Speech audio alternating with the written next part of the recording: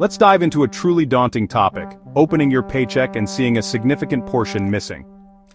We're talking about student loan garnishment, a term more frightening than Trump's Twitter feed, and just as unpredictable. But here's the silver lining. It doesn't have to stay this way. We're going to equip you with a 7-step action plan to revive your student loan situation. Look, I get it. You see that unknown number pop up on your phone and your instinct is to chuck your phone into the nearest body of water. But here's the thing. Ignoring your loan servicer is like ignoring a ticking time bomb strapped to your credit score. These people, as much as they might sound like robots, are the gatekeepers to your financial freedom. They're the only ones who can actually help you navigate this bureaucratic hellscape. So first things first, if you don't know who your loan servicer is, go to studentaid.gov. Once you've found your servicer, pick up the phone and call them. Ask them about your repayment options, explore deferment, and ask about income-driven repayment plans. You might be eligible for $0 payments and not even know it. The system is designed to be confusing, but knowledge is power. So stop throwing your phone in the toilet every time your servicer calls and start taking control of your debt. It's not as scary as it seems, I promise. Let me level with you, for a long time I thought IDR plans were just another scam. But here's the twist. They're real, they're amazing, and they might just be your financial lifesaver. Think of these IDR plans as the Robin Hood of student loans.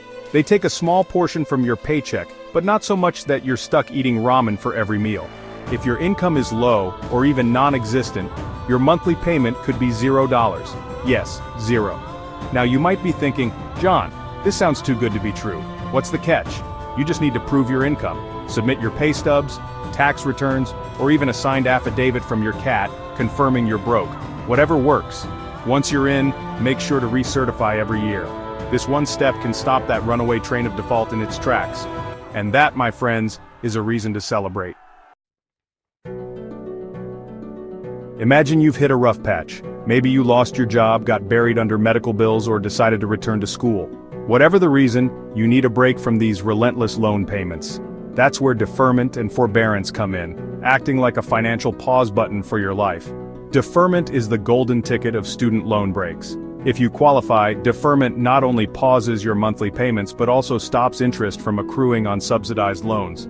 Forbearance will temporarily pause your payments, but interest will continue to accrue. Chapter 5. Out with the old, in with the manageable. Let's dive into the scenario where you've defaulted on your student loans. You've missed several payments, and now debt collectors are hounding you. Before you panic, remember one key term: consolidation. Loan consolidation combines all your separate loans into one direct consolidation loan. This new loan pays off your old ones, giving you a fresh start. Plus, you can choose a new repayment plan when you consolidate.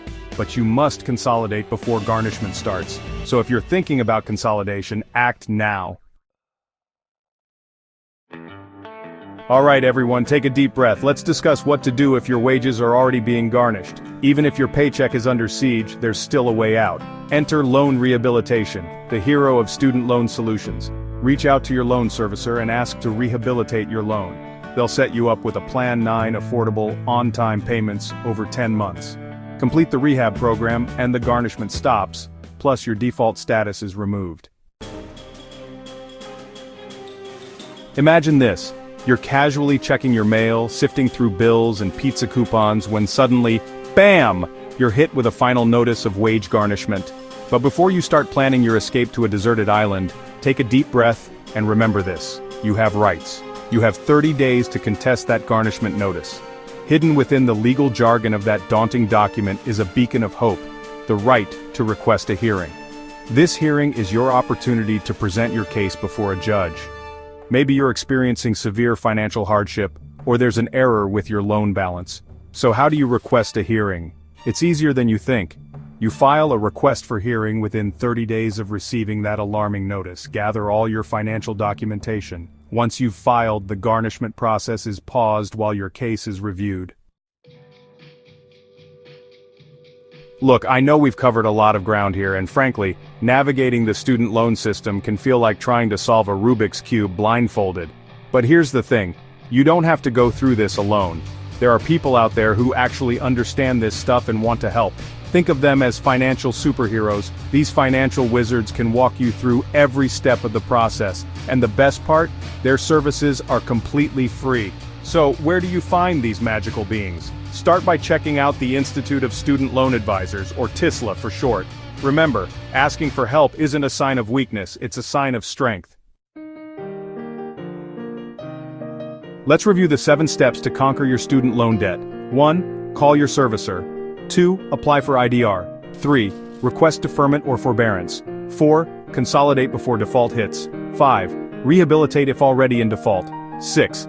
Challenge garnishment with a hearing. 7. Get help from real nonprofit advisors. This isn't some impossible dream, folks.